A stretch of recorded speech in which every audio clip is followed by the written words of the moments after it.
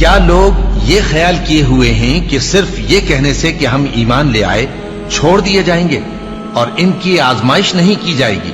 اور جو لوگ ان سے پہلے ہو چکے ہیں ہم نے ان کو بھی آزمایا تھا اور ان کو بھی آزمائیں گے، سو اللہ ان کو ضرور معلوم کرے گا جو اپنے ایمان میں سچے ہیں اور ان کو بھی جو جھوٹے ہیں۔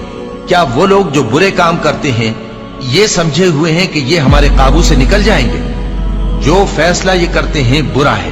جو شخص اللہ کی ملاقات کی امید رکھتا ہو تو اللہ کا مقرر کیا ہوا وقت ضرور آنے والا ہے، اور وہ سننے والا ہے، جاننے والا ہے۔ اور ہم کسی قدر خوف اور بھوک اور مال اور جانوں اور میووں کے نقصان سے تمہاری آزمائش کریں گے، اور صبر کرنے والوں کو بشارت سنا دو کہ ان لوگوں پر جب کوئی مصیبت واقع ہوتی ہے تو کہتے ہیں کہ ہم اللہ ہی کا مال ہیں اور اسی کی طرف لوٹ کر جانے والے ہیں۔ یہی لوگ ہیں جن پر ان کے پروردگار کی عنایتیں ہیں اور خصوصی رحمت بھی ہے، اور یہی سیدھے رستے پر ہیں۔ اور اے پیغمبر، ہم نے تم سے پہلے کسی آدمی کو بقائے دوام نہیں بخشا، بھلا اگر تم مر جاؤ تو کیا یہ لوگ ہمیشہ رہیں گے؟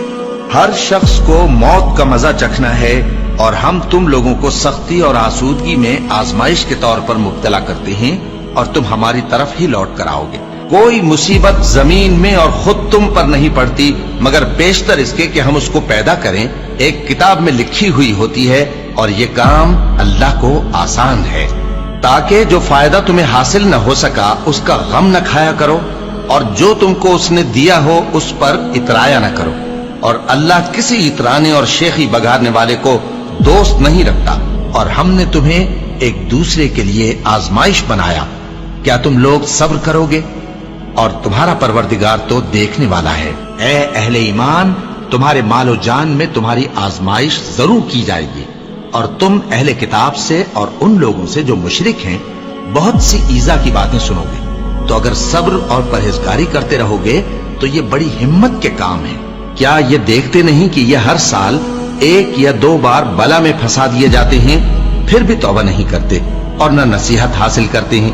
اور جو مصیبت تم پر واقع ہوتی ہے سو تمہارے اپنے کرتوتوں سے، اور وہ بہت سے گناہ تو معاف کر دیتا ہے۔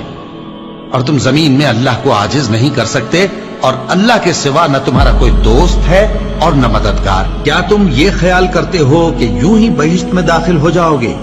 اور ابھی تم کو پہلے لوگوں کی سی مشکلیں تو پیش آئی ہی نہیں۔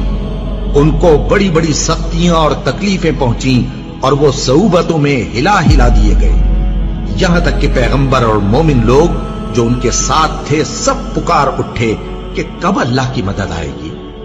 دیکھو، اللہ کی مدد ان قریب آیا چاہتی ہے۔ اللہ کسی شخص کو اس کی طاقت سے زیادہ کا ذمہ دار نہیں بناتا۔